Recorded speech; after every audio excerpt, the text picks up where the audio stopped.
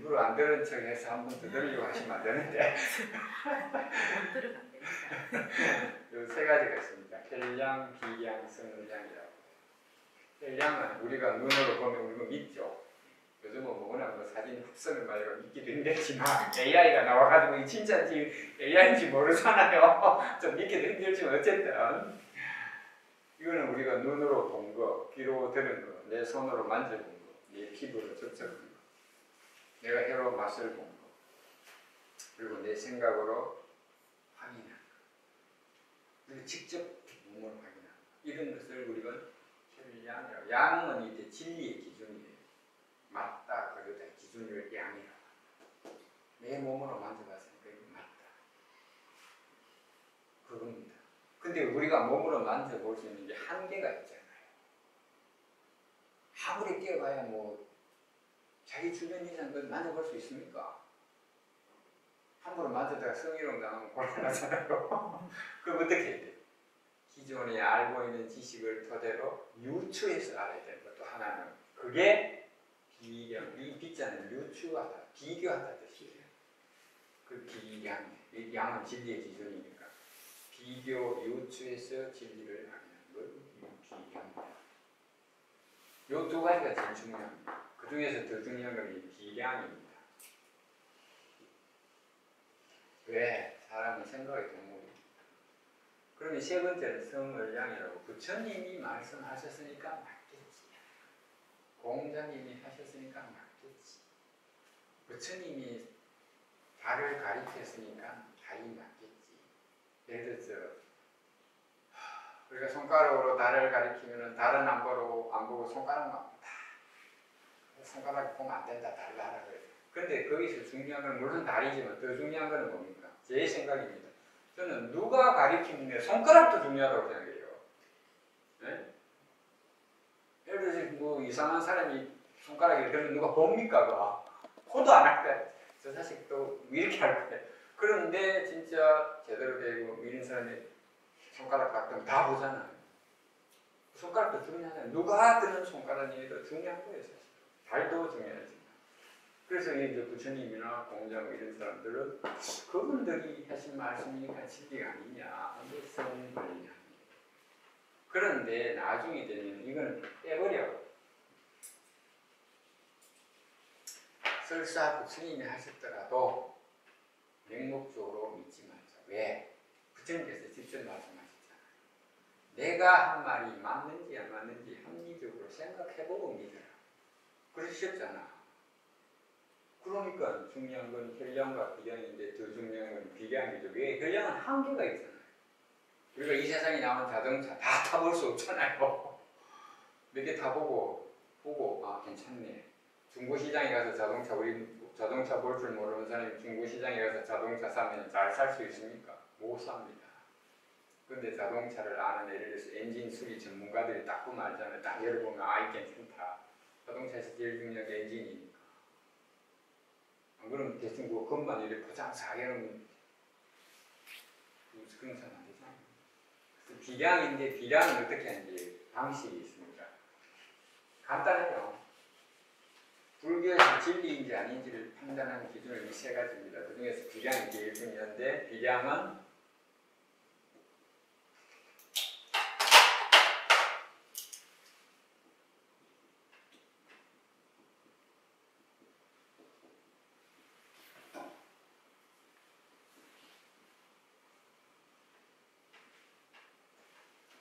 종인유유 세 가지를 보십니다. 요즘 말로 하면 3단 논법하고는 좀 달라요. 3단 논법은 착착착 올라가는 거잖아요. 그건 아니에요. 이것을 그래서 가지가 세 가지로 갈라진다고 삼지작법이라고 해요.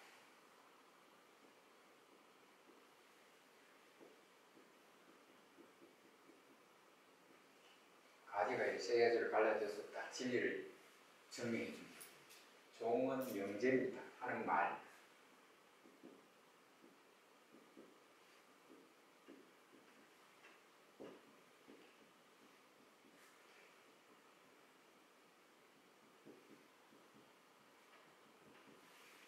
예를 들어서 사람은 다 죽는다. 이거 어떻게 설명할 거예요?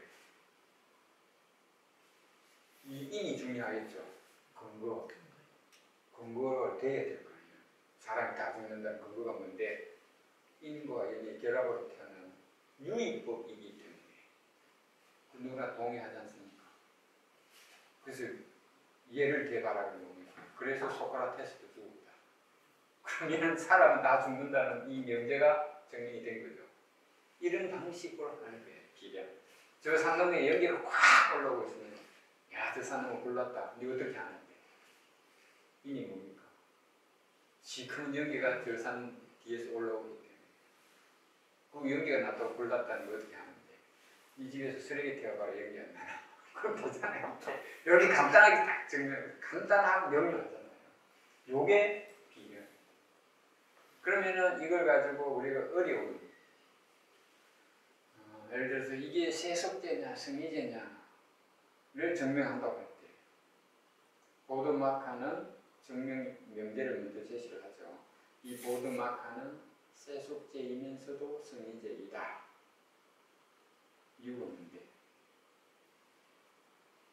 인과 인의 결합으로 태어난 어떤 사물은 일반 세간에서는 그걸 보드마카로 부르기도 하고 보드마카는 인과 인의 결합으로 나타나기 때문에 결국에는 사라지는 공성적인 존재이기 때문에 그럼 이제 증명을 했죠. 예를 들어봐라. 네 이거 보드마카 마음처럼 부숴봐라 안 깨지나? 그럼 된 거 아니에요. 그럼 이게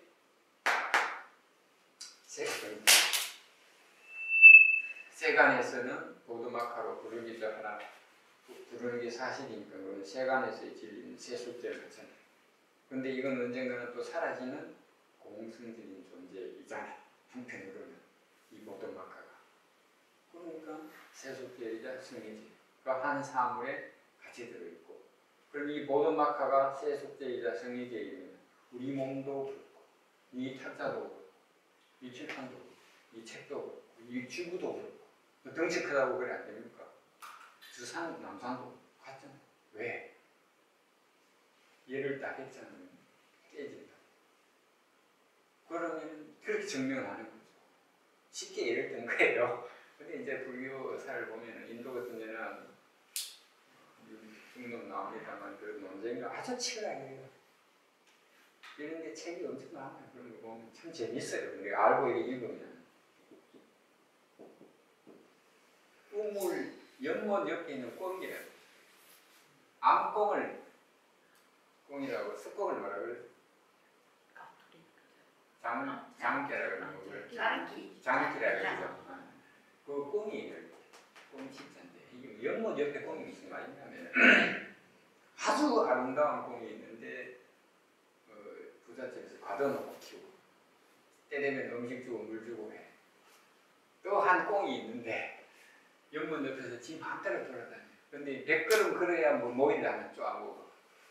그래도 꽁은 먼 옆에 사는 걸 원한대. 굶어도 먼 옆에 자유롭게 굶는 게 좋다. 그걸 설명한 거예요. 그게 택치라는 유명 고사입니다. 좀 못 먹더라도 100걸음 걸어서 겨우 먹이 하나 찾더라도 연못 옆에 자유롭게 살기를 원한다. 이런 게 있습니다.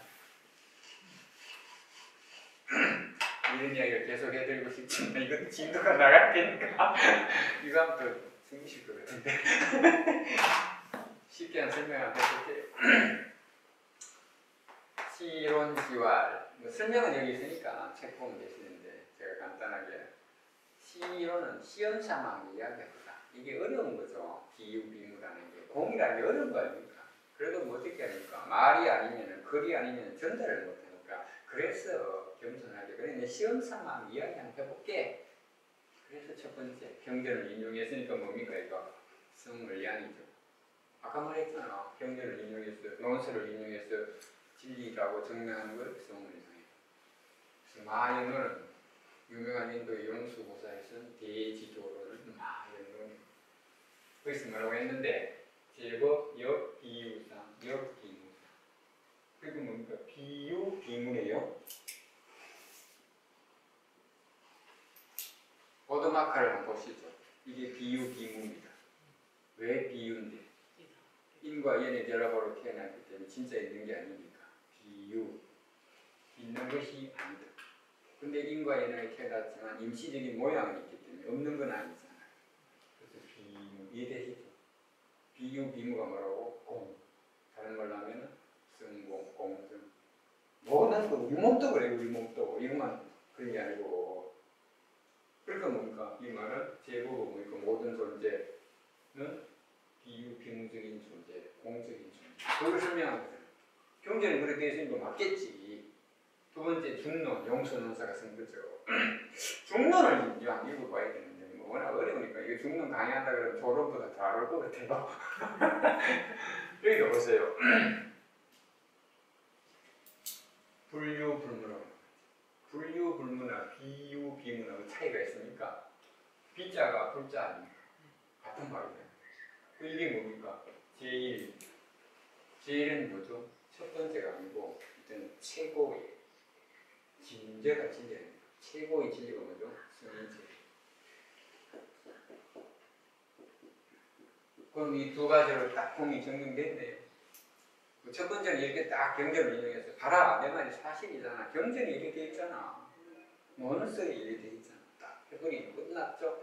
그래도 또 뭐 시비 거는 사람이 있을까 싶어서 설명을 한 거죠. 두 번째. 신구. 그래. 비유, 비무라는 말, 그런 의미가 뭔지. 이게 또 불유불무라고 되어 있네요. 같은 말입니다. 불유불무라는 말의 뜻이 뭔지 찾아보니, 찾을 신자잖아. 근황에 찾는 게 아니고 세밀하게 찾는 거죠. 찾아보니 기는 어찌 그런 말이겠냐. 뭐 척, 제, 척은 여기에 보면 뜻이 있습니다. 98페이지 각주 154번에 있네요.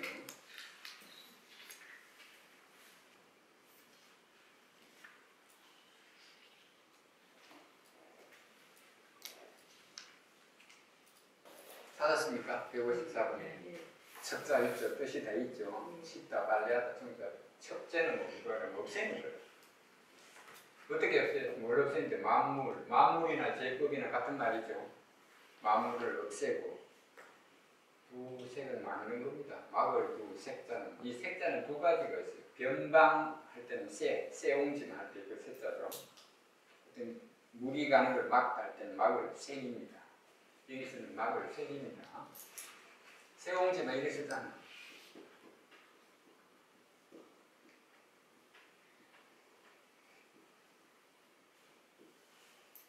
변방 너구리의 말. 이때는 변방 새. 여러분 이문열의 유명한 소설 새하고 변방의 북설인가 뭐 그거잖아요. 여기는 막을 새. 보고 듣는 것을 딱 막아. 만물을 사물을 없애고 보고 듣는 거 우리 귀와 눈을 딱 막고. 그래서 그럼 이 세상이 조용하겠죠. 우리 귀와 눈을 막았으니까. 즉, 할이에요. 적은 없는 곳 밑에 각도에 있죠. 155번. 네, 소리가 없는 게 적이고 사물이 없는 게 요다. 이 뜻이 달라요. 그래 한문을 아는 사람은 이게 딱 보면 아 이게 소리가 없다는 뜻이에요. 아 이게 모양이 없다는 뜻이에요. 적하고 요 소리와 모양이 없으니까 편기 없고 고요해져. 그런 상태에서 그런 연후의 위진제 이런 대답을 진리가 됩니다. 그게 아니에요. 그래서 이 보드마카를 완전히 망치를 때려 부숴서 없게 만든 다음에 우리가 세속제고 성리제를 알 수 있는 게 아니라 그렇게 하면 의미가 없잖아요. 그럼 이 세상 사람 다 죽여야 됩니까? 이 세상 소 다 죽여야 알 수 있는 건 아니에요. 그럼 큰일 나죠. 그런 게 아니다. 이 말이 그 말이죠. 그렇게 설명해놨는데 보드마카가 있으면 보드마카를 있는 그대로 거기에서 성리제나 세속제를 파악할 수 있다. 그래서 그 다음은 이때 성은 진실로. 진실로 여기 적자가 중요합니다. 이 적은 한국에서는 통상 번역할 때 뭐뭐에 적했어 이렇게 하는데 이렇게 하면 안 되고 이건 체득하다 뜻입니다. 몸으로 깨달다. 그 정물이 뭡니까? 사물의 본성을 몸으로 깨달았어. 사물의 본성을 몸으로 깨달으면 본성을 깨달았기 때문에 순조롭게 통하겠죠. 그래서 뭡니까? 순통. 그래서 뭡니까? 사물의 본성을 몸으로 깨달아 순조롭게 통하기에 물막지요. 사물의 본성을 이미 깨달았는데 이건 뭡니까? 거꾸로 올라가는 겁니다. 거꾸로 갈 일이 있습니까? 없습니다.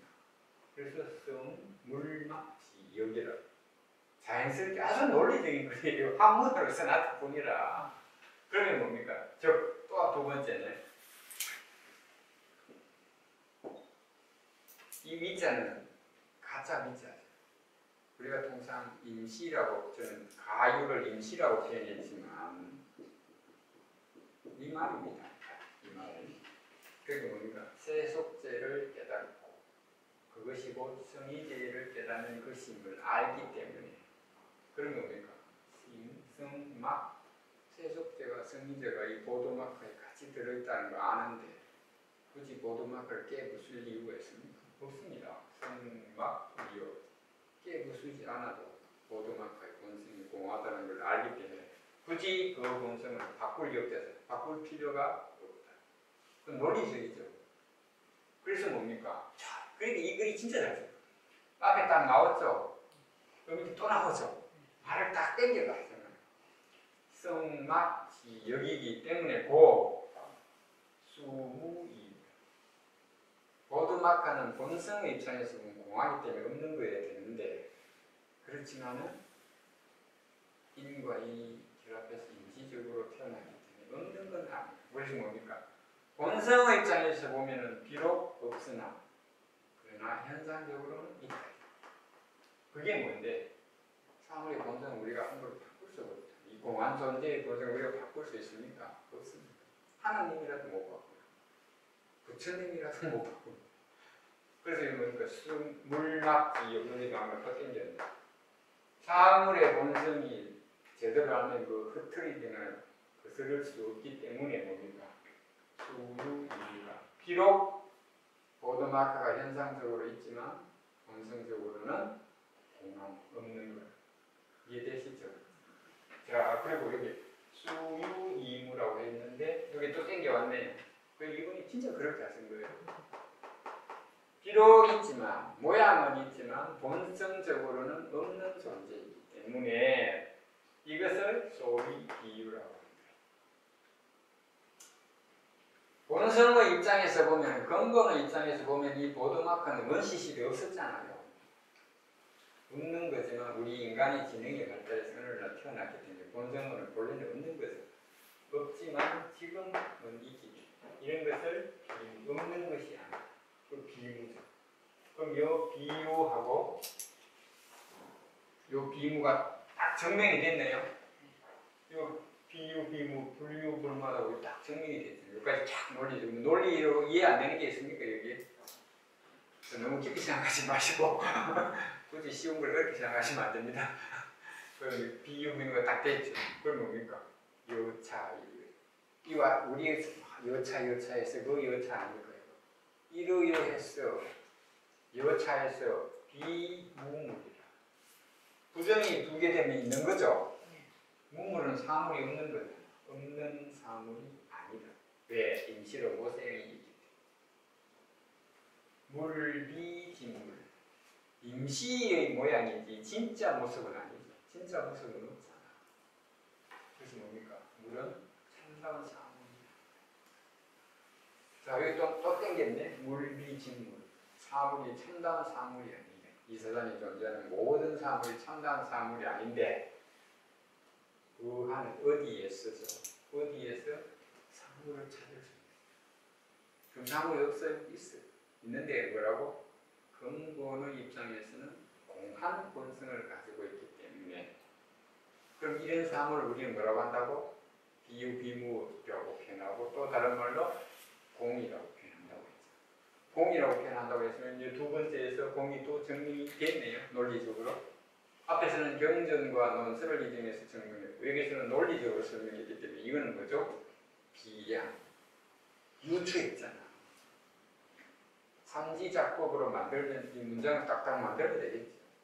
그런데 읽는 사람이 이해하기 쉽도록 하기 위해서 쫙 풀어서 놨잖아. 그러면 첫 번째 A, 두 번째 B, 첫 번째는 성을 양, 두 번째는 비량으로 공열 증명을 했죠. 끝났습니다. 오늘 수업 여기까지 하겠습니다. 수고했습니다.